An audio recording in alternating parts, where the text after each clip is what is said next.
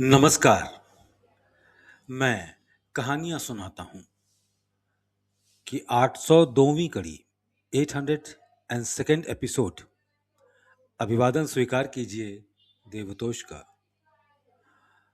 दोस्तों, हम पढ़ रहे हैं दाजी साहब की किताब द हार्टफुलनेस वे पार्ट 1। आज शुरू करते हैं। ऐसी पूजा किसी भी दिखावे से रहित होती है। ये शब्दों, रूपों और विचारों से भी रहित होती है।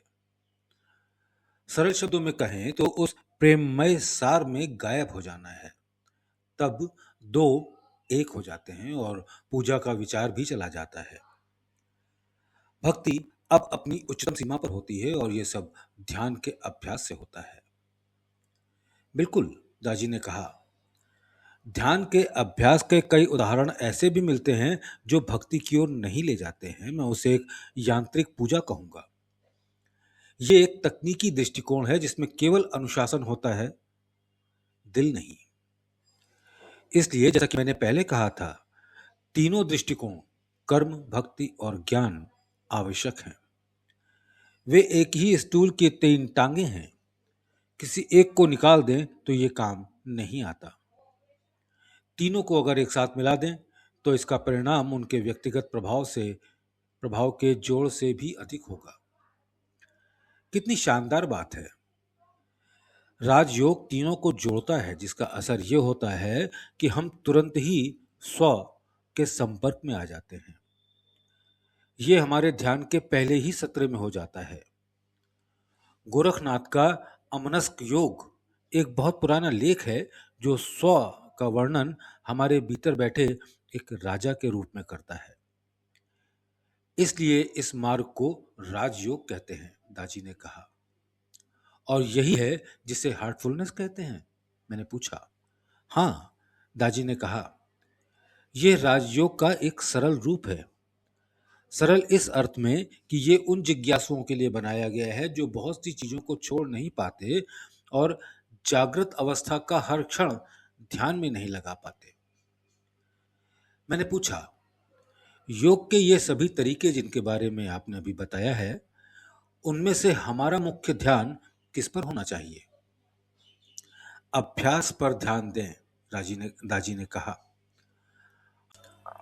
हार्टफुलनेस अभ्यास के 3 तत्वों पर ध्यान दें: ध्यान, सफाई और प्रार्थना। उनका अभ्यास बड़ी बारीकी से करें। अभ्यास, प्रैक्टिस सबसे महत्वपूर्ण चीज है, क्योंकि अभ्यास के माध्यम से ही बाकी सब कुछ आता है। अभ्यास के बिना कोई कर्म, भक्ति या ज्ञान नहीं है। अभ्यास के बिना कोई योग नहीं है। ये अभ्यास ही है जो हमें योग में पारंगत करता है, और योग में पारंगत होने का केवल यही मतलब है कि अपने स्व का मालिक बन जाना, अपने आप का मालिक बन जाना। इसलिए मालिक वो है जो स्वयं का मालिक बन गया हो।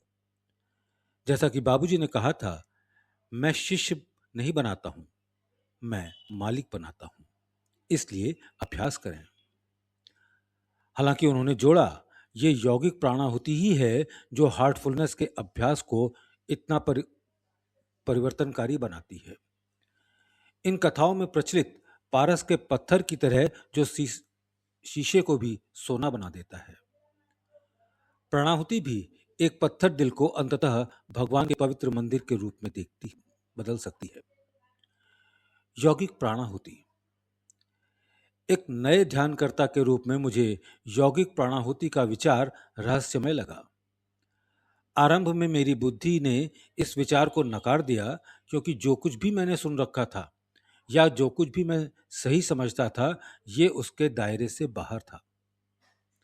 परंतु दूसरी ओर प्राणाहुति का मेरा अपना अनुभव यह था कि यह सबसे अच्छी चीज थी जो मेरे साथ कभी हुई। इसलिए मुझे अपने सांसारिक नजरिए को अपने अनुभव से जोड़ने के लिए संघर्ष करना पड़ा। लेकिन किसी व्यक्ति के सांसारिक नजरिए को बदलने में अनुभवों का भी एक रोचक तरीका होता है। पिछले कुछ सालों से प्राणाहुति के बिना ही ध्यान करने के बाद मैं स्पष्ट रूप से यह समझ सकता था कि दोनों अनुभव मूलतः एक दूसरे से भिन्न थे। प्राणाहुति के द्वारा ध्यान में एक जान सी आ गई। इससे भी अधिक महत्वपूर्ण बात यह कि इससे बदलाव आने लगे। मैंने शीघ्र ही अपने आप में गहरे बदलाव महसूस किए जो सालों तक होते रहे। जब मैं एक हार्टफुलनेस प्रशिक्षक बन गया तो मैंने ये भी सीखा कि प्राणाहुति के साथ दूसरों को ध्यान कराने में कैसे मदद की जाती है। फिर भी प्राणाहुति रहस्यमयी ही रहती है, जैसा कि सभी पवित्र चीजों के साथ होना ही चाहिए। इसलिए मैं ये सुनने को उत्सुक था कि दाजी इस बारे में क्या प्रकट करेंगे। यौगिक प्राणाहुति ही हमारी पद्धति की पहचान है, दाजी ने कहा। अकेले तो ध्यान की हमारी तकनीक भी किसी अन्य तकनीक की तरह ही है, ना किसी से अच्छी ना किसी से बुरी। लेकिन प्राणाहुति बिल्कुल अद्वितीय चीज है। सारा अंतर इसी से आता है। प्राणाहुति ही हार्टफुलनेस पद्धति की कुंजी है। यही चीज है जो इस विधि को इतना शक्तिशाली बनाती है। मैंने पूछा, कई आध्यात्मिक प्रशिक्षणों में प्राणाहुति शब्द उन साधनों के लिए प्रयुक्त होता है जिनके द्वारा शिक्षा दी जाती है, लेकिन यहां हार्टफुलनेस के संदर्भ में इसका अर्थ अलग है। ईश्वरीय ज्ञान कभी सिखाया नहीं जाता, दाजी ने कहा, बल्कि इसे तो पाया जाता है। इसे तो एक सच्चे साधक द्वारा किसी उचित क्षण पर जज्ब कर लिया जाता है। आध्यात्मिकता के क्षेत्र में तो शिक्षण भी एक विरोधाभास बन जाता है। जब तक आप जागृत नहीं हो जाते, किसी भी शिक्षा से आपके कानों पर जूं तक नहीं रेंगेगी, और जागृत हो जाने के बाद शिक्षा की जरूरत नहीं रह जाती। असली जागृति प्रेरणा भरे शब्दों से सुनने से नहीं आती। असली जागृति प्रेरणा भरे शब्दों को सुनने से नहीं आती, और ना ही पुस्तक पढ़ने से आ ही नहीं सकती। आध्यात्मिक रूप से जागृत स्थिति का कैसा भी विवरण दूसरे व्यक्ति में वैसी ही स्थिति उत्पन्न नहीं कर सकता, वर्णन चाहे कितना भी सटीक क्यों ना हो। गुरु और जिज्ञासु के दिलों के बीच रेजोनेंस होता है, अनुनाद होता है। जागृत अवस्था ऐसे ही संचारित की जाती है जैसे कि एक मोमबत्ती से दूसरी मोमबत्ती जला दी जाती है। गुरु उस अनुनाद को उद्दीपित करते हैं और इसके द्वारा शिष्य के हृदय में आध्यात्मिक जागृति की स्थिति पैदा करते हैं। प्राणाहुति वास्तव में है क्या? मैंने पूछा। इस दुनिया में प्राणाहुति की अवधारणा से हम पहले से ही परिचित हैं, दाजी ने कहा। उदाहरण के लिए हम ध्वनि का संचार कर सकते हैं, हम भाषण का संचार कर सकते हैं, और हम अन्य कई चीजों का भी संचार कर सकते हैं।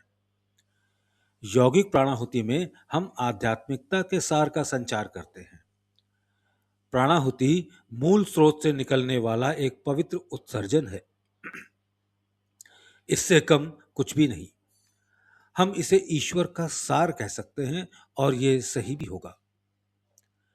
मैंने कहा, तो प्राणाहुति का मूल उस व्यक्ति में नहीं है जो प्राणाहुति देता है? एक पंखा जो आपकी ओर हवा देता है, उस हवा को क्या वो बनाता है? उन्होंने उत्तर दिया, हवा हर समय हमारे चारों ओर है, लेकिन हम उस पर ध्यान नहीं देते जब तक वो चलने न लगे। उसी तरह हम अपने जीवन में ईश्वर की निरंतर उपस्थिति पर ध्यान नहीं देते, हालांकि ये हमारे चारों ओर रहती है और हम में व्याप्त है।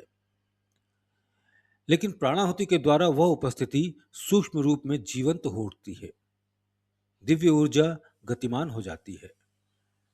ये हमारी ओर चलती है और हमारे भीतर भी। हवा में झूलते पत्तों की तरह हमारा दिल भी उस दिव्य प्रवाह के साथ स्पंदित होने लगता है। मैंने पूछा, तो इसमें गुरु की क्या भूमिका होती है? गुरु एक पंखे की तरह है, दाजी ने कहा।